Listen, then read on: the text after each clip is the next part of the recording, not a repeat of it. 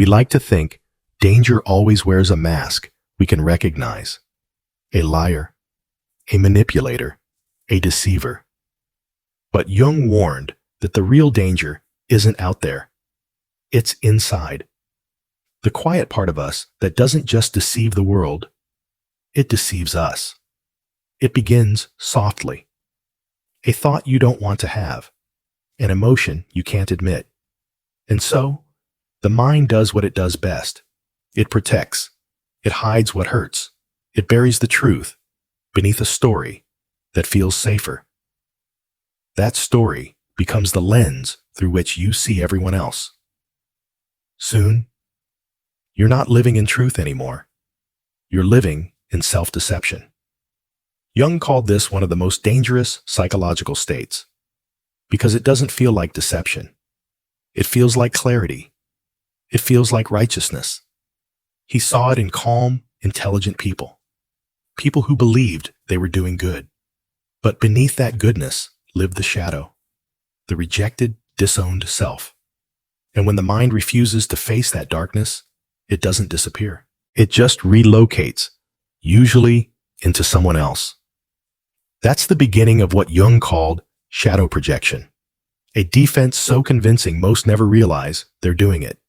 You start to see in others what you can't face in yourself, their arrogance, their selfishness, their deceit.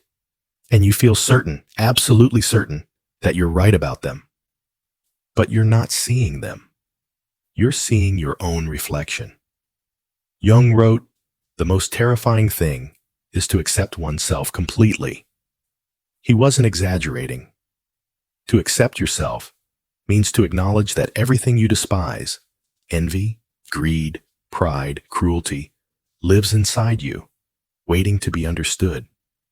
He once treated a man who changed his understanding of danger. This man was charming, moral, articulate. He spoke about truth and integrity and how others were corrupt and manipulative. But Jung noticed something unsettling. Everyone this man condemned shared the very qualities Jung saw in him. He wasn't lying. He believed his own story. His mind had simply relocated his darkness onto the world. Within months, his life unraveled. Friends gone, career lost, family distant, and he couldn't understand why. To him, everyone else had changed. He was still the good one, still the victim. Jung saw this pattern so often that it stopped shocking him. He realized he wasn't witnessing madness. He was watching a survival mechanism gone rogue. When we can't bear to face something inside, the unconscious finds someone else to hold it for us. That's projection. And the more repressed the truth, the stronger the conviction that the projection is real.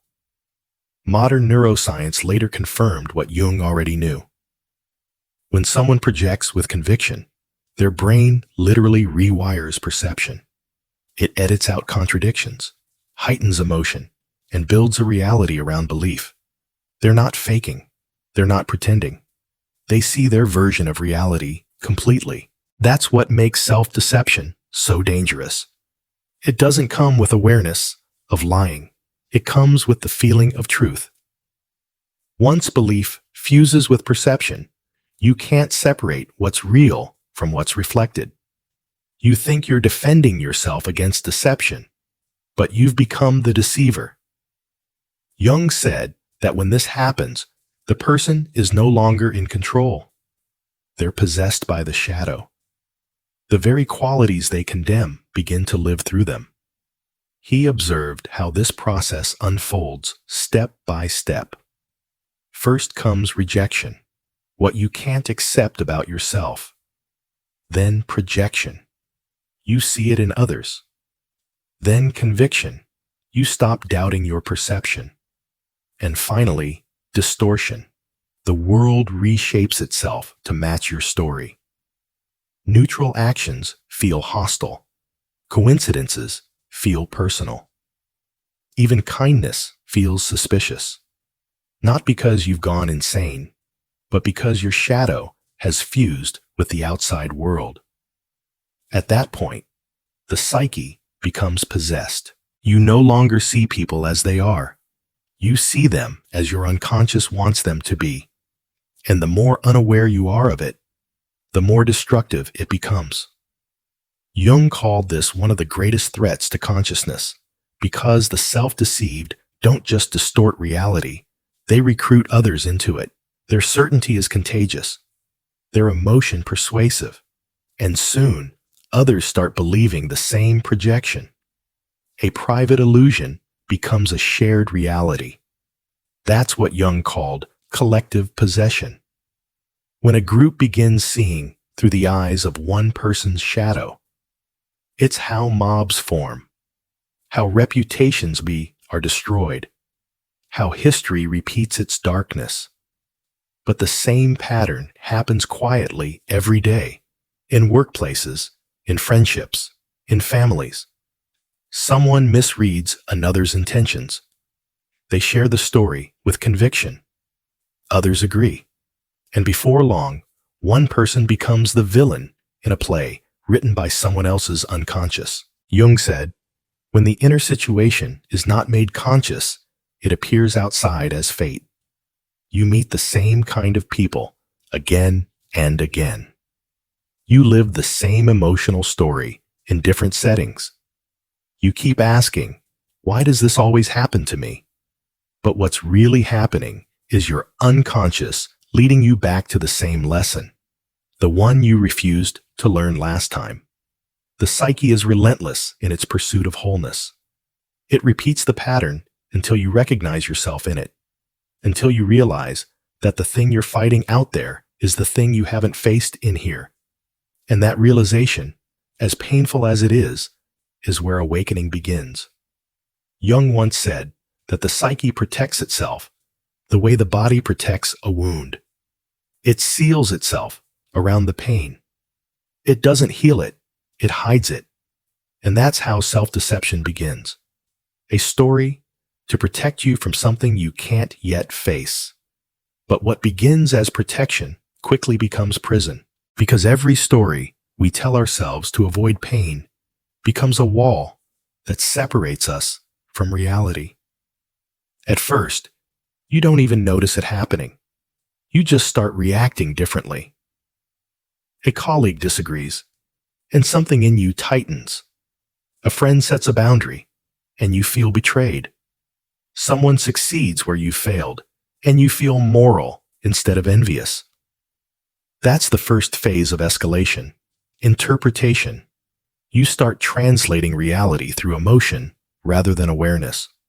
And your mind, desperate to stay in control, rewrites every discomfort as someone else's fault. It feels subtle at first, almost reasonable, because projection never announces itself as illusion. It feels like insight. It feels like intuition. It feels like you've finally seen through people. But what you're really seeing are the disowned pieces of yourself acting out on the screen of the world. Jung compared it to looking into a mirror and mistaking the reflection for a stranger. You point and say, "Look how arrogant they are." You don't realize it's your own reflection staring back, waiting to be reclaimed. When that recognition fails to happen, the process deepens. You stop feeling conflicted about your perception. You stop doubting your conclusions. And that's when conviction begins to form. Conviction feels powerful. It gives you moral certainty. It simplifies chaos into clean lines of right and wrong. And for a while, it feels like sanity. But conviction without reflection is the mind's most seductive form of blindness. Because when you're certain you see clearly, you stop seeing entirely. Jung warned that once we become possessed by the idea of knowing, we no longer possess ourselves. Our judgments become instinctive. Our stories become gospel. Our anger becomes holy. And all the while, the shadow is quietly expanding behind the mask of righteousness. You start defending your projection as truth. You gather evidence. You replay moments. You explain to friends why you're right and the other person is wrong. And each explanation becomes another brick in the wall of illusion. Soon, you're not just maintaining a story, you're living inside it. Your brain filters everything through its logic. Contradictions get edited out. Coincidences feel like signs. Every interaction becomes proof. That's when distortion takes over. The psyche starts rearranging reality to protect the illusion. You no longer respond to what's happening. You respond to what you believe is happening. Someone hesitates to text back. You feel betrayed. Someone laughs too loudly. You sense mockery. A friend goes quiet. You detect judgment. Your perceptions stop being windows. They become mirrors turned outward, reflecting your inner world onto everyone else. And the strangest part? It all feels real. Because the unconscious doesn't send you lies. It sends you symbols. It wraps psychological truths in emotional language. So when you feel that rush of certainty, that heat in your chest, that tightening in your jaw, you think it's proof. You think it's awareness. But it's really your own unconscious trying to get your attention. Jung said, "Until you make the unconscious conscious, it will direct your life, and you will call it fate." And nowhere is that truer than in self-deception. Because once you start calling your shadow truth, life will keep handing you mirrors. Different faces, same lesson, different names, same wound. You'll meet people who trigger the exact same pain. You'll live out the same emotional story in a dozen variations. And every time, you'll swear, this one is different. But it's not. It's you. Your unconscious, leading you back to the unhealed origin. This is what Jung called psychological repetition. The soul trying to evolve through déjà vu. Each repetition is an invitation to awareness. But the longer you resist it, the louder it becomes. You start to notice the exhaustion, the constant friction, the endless search for someone else to blame. You tell yourself that people always disappoint you, that the world is corrupt, that honesty doesn't exist. But none of those beliefs came from truth. They came from your shadow, the part of you that learned long ago that it was safer to judge than to feel. Because that's what projection really is. It's emotional avoidance, disguised as moral clarity. And it's seductive. It feels intelligent. It feels self-protective. It feels like you're setting boundaries, when really you're building walls against your own reflection. The more convinced you become, the more the world seems to confirm your belief. Until one day you wake up and you're surrounded by enemies that only exist in your mind. That's the tragic end of escalation. It begins with denial. It ends in isolation. You lose, not because the world betrayed you, but because your mind did. And yet, Jung didn't call this evil. He called it unconsciousness. He saw it not as moral failure, but as psychological sleep. He believed that every shadow begins as a form of pain the ego wasn't yet ready to process. Self-deception isn't the sickness. It's the symptom. The psyche's desperate attempt to buy time until consciousness can grow strong enough to face itself. But that delay has a cost. Because the longer you live inside illusion, the more it consumes your energy. You become defensive instead of curious, reactive instead of reflective, and slowly, the real world slips away. Jung said, neurosis is always a substitute for legitimate suffering. The pain you refuse to feel becomes the story you can't stop telling. And that story keeps you safe, but small. That's how self-deception destroys you. Not through chaos, but through repetition. It gives you the comfort of being right, at the cost of ever being real. But the psyche doesn't give up easily. When one illusion fails, another rises to take its place. And soon, your private self-deception begins to spread, turning personal blindness into collective delusion. And that's where the story continues. Because the shadow doesn't stop at the border of the self. Once it's denied long enough, it starts to infect the world around you. When Jung studied the psyche, he noticed something both terrifying and inevitable. That once self-deception reaches critical mass inside an individual, it doesn't stay private. It seeks company. The shadow doesn't want to hide forever. It wants validation. It wants to see itself alive in other people. So it reaches outward, through gossip, through ideology, through concern. You start recruiting others into your illusion, not because you want to deceive them, but because you can't stand being the only one who sees reality this way. That's how self-deception spreads, not through lies, but through conviction. Certainty is contagious. It pulls others into orbit, forcing them to choose between their perception and yours. And most people, afraid of conflict, hungry for belonging, choose the comfort of agreement over the discomfort of truth. That's how projection becomes collective. One person's distortion becomes a group's belief. And once the group agrees, the illusion becomes almost impossible to break. Jung called this collective possession. He saw it in families, churches, and political movements. He saw it in entire nations that lost contact with their conscience. And he saw it in ordinary relationships, when small distortions became moral crusades. Because the moment many people share the same illusion, the shadow gains a kind of sacred authority. It stops looking like projection and starts looking like virtue. Hatred begins to sound like justice. Control starts to feel like love. And the darkness finally gets to call itself light. Jung wrote that collective possession always begins with one person who believes too much.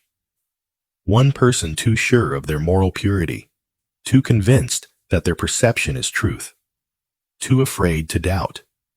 That's why he considered doubt a spiritual necessity. Because doubt protects consciousness. It keeps us humble. It keeps us human. When certainty hardens, empathy dies. Because empathy requires the ability to question your own perception. To admit, I could be wrong about you. But once the shadow has moralized itself, that possibility disappears. Now every disagreement feels like an attack on truth itself. Every challenge feels like betrayal. And every person who sees things differently becomes the enemy. That's the point where consciousness fragments.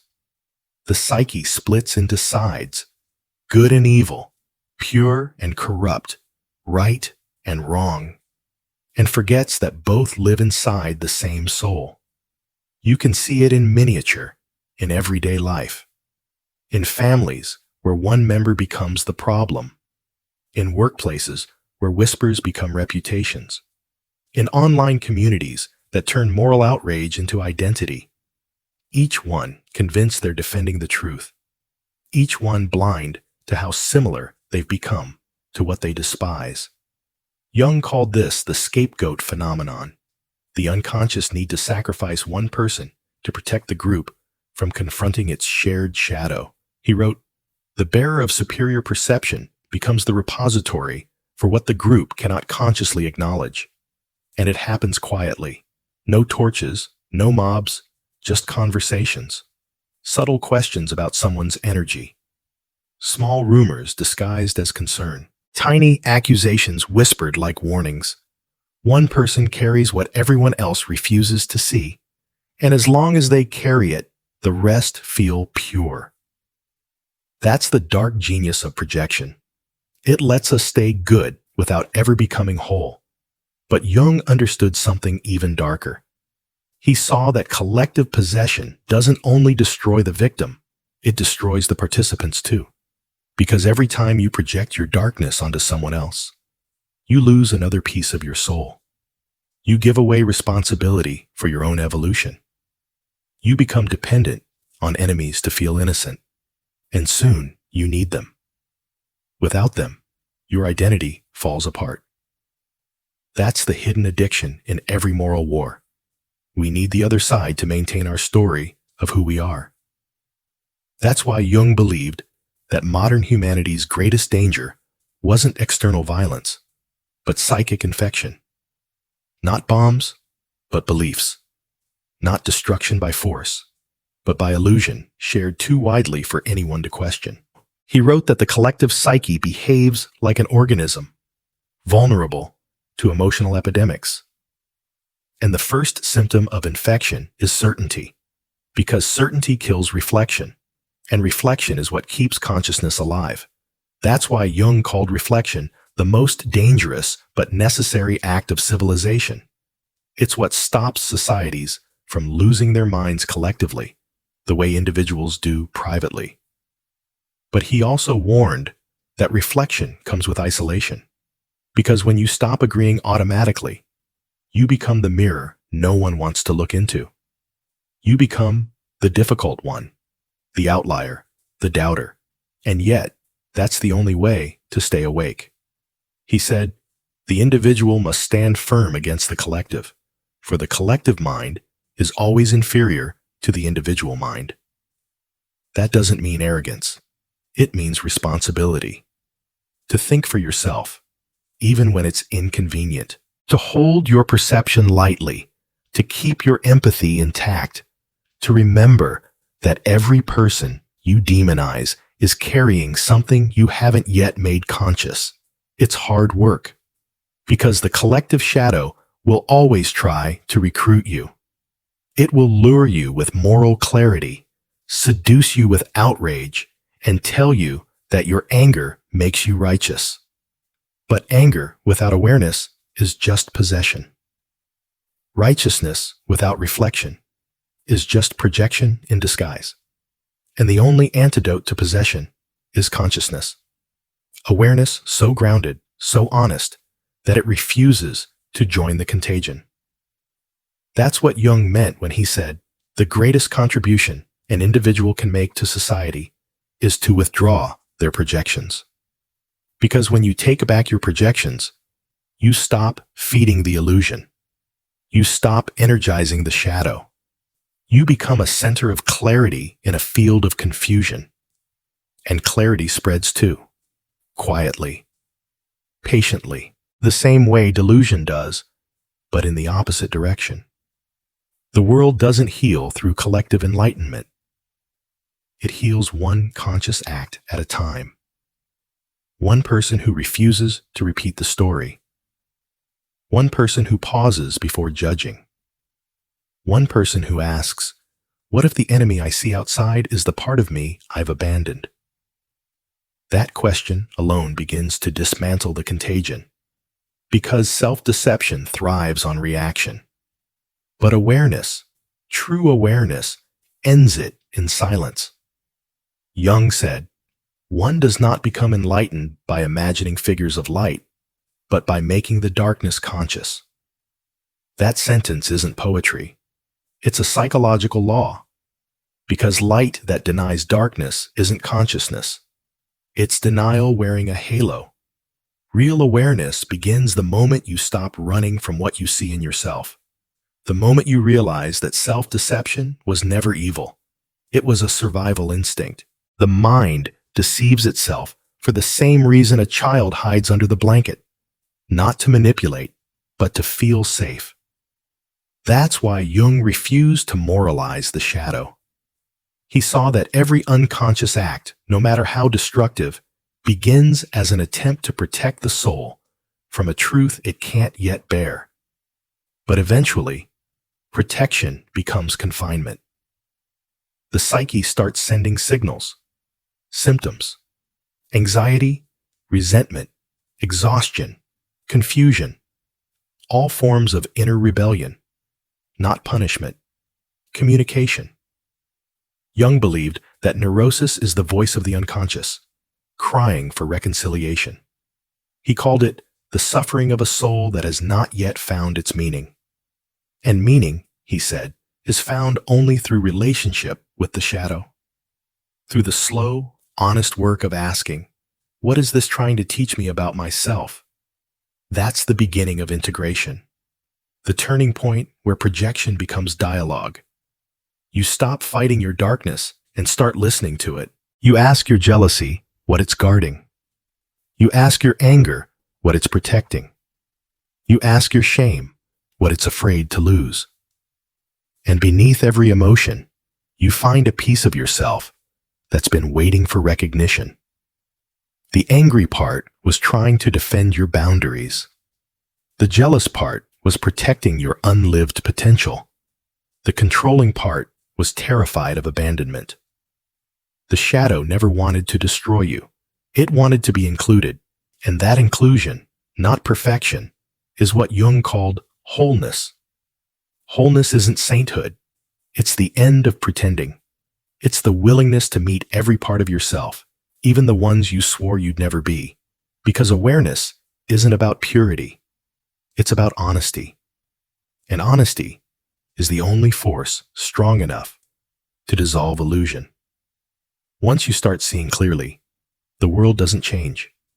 Your relationship to it does. You stop needing everyone else to be villains so that you can stay good. You stop needing every wound to be someone's fault. You stop needing to be innocent to be worthy. You begin to see people not as threats, but as teachers, each one carrying back to you the reflections you've yet to accept. That's why Jung said, the meeting of two personalities is like the contact of two chemical substances. If there is any reaction, both are transformed. Every relationship becomes an experiment in consciousness. Every conflict, a test of awareness. Every disappointment, an invitation to deeper truth. You realize that nothing in your outer life can free you from the inner patterns you refuse to face. And that realization, though painful, is liberation. Because the moment you see your projections for what they are, they lose their grip. They no longer define you. They no longer demand that others carry them. You reclaim your energy. You reclaim your peace. You reclaim your power. And that power isn't domination. It's discernment. The quiet knowing of what belongs to you and what doesn't. You can feel someone's emotion without absorbing it. You can understand manipulation without reacting to it. You can witness darkness without becoming it. That is consciousness in motion. Awareness that doesn't need to destroy to stay intact. Jung called this individuation, the lifelong process of becoming who you truly are, not by rising above the shadow, but by walking beside it. Because wholeness isn't achieved through transcendence, it's achieved through relationship. You stop trying to eliminate your contradictions and learn to hold them, to be both strong and vulnerable, certain and humble, light and dark. You begin to understand that opposites aren't enemies, they're partners in creation, and that your task was never to become perfect, but to become complete. That's what Jung meant by the reconciliation of opposites, to stand at the crossroads of your own contradictions and stay awake. That's the work of a lifetime. It's not dramatic. It's quiet, daily. The small act of noticing yourself honestly and choosing awareness over comfort again and again. And that's why few people ever do it. Because it's easier to live in a comforting lie than to endure the loneliness of truth. But the reward is profound. Because truth doesn't destroy you. It rebuilds you. Piece by piece, from illusion into authenticity. You lose the armor of certainty, but gain the peace of clarity. You stop needing to be seen as good and start living as real. And from that reality compassion grows naturally. You see the fragility in others' defenses, the pain behind their projections, the fear behind their righteousness. And you forgive, not because they were right, but because you understand. Jung said that the greatest act of consciousness is compassion, because compassion means you've seen your own darkness deeply enough to recognize it in others without judgment. That's what real awakening feels like. Not superiority, but solidarity. Not moral purity, but human understanding. When you reach that place, you stop asking, "How do I destroy my shadow?" and start asking, "How do I walk with it wisely?" Because every step you take in awareness is a step away from possession. Every shadow you integrate is one less illusion you project. And every time you face the darkness in yourself, the world around you grows a little lighter. Jung called that the ethical burden of consciousness. To see clearly, to live honestly, to bear the weight of awareness without turning away. It's not glamorous, it's not dramatic, but it's sacred. Because consciousness doesn't just heal you, it heals the world through you. When you stop deceiving yourself, you stop participating in the collective lie. When you withdraw your projections, you weaken the contagion. When you choose truth over comfort, you become the clarity the world is starving for. That's how darkness loses its power. Not by fighting it, but by refusing to feed it. And maybe that's all Jung ever wanted to teach, that seeing clearly is not the danger. Refusing to see is. Because every illusion you dismantle frees someone else from having to carry it. Every truth you face illuminates the path for someone still wandering in the dark. You become the mirror that reflects without distortion, the presence that doesn't react but understands. And that understanding is what makes you whole. So when your shadow appears, don't run, don't explain, don't condemn. Just look. Look until the fear becomes recognition. Look until the judgment becomes empathy. Look until you see yourself clearly enough to stop hiding. Because once you do, self-deception dies quietly. It doesn't explode. It dissolves into awareness. And awareness, once born, doesn't need to prove anything. It simply is. That's the real awakening Jung left behind. Not a path out of darkness, but a path through it. Not transcendence, but transparency. And maybe that's what it means to finally stop deceiving yourself, to live without pretending, to see without fearing, and to love without illusion. Because in the end, the light you've been searching for was never outside you. It was the courage to face yourself all along.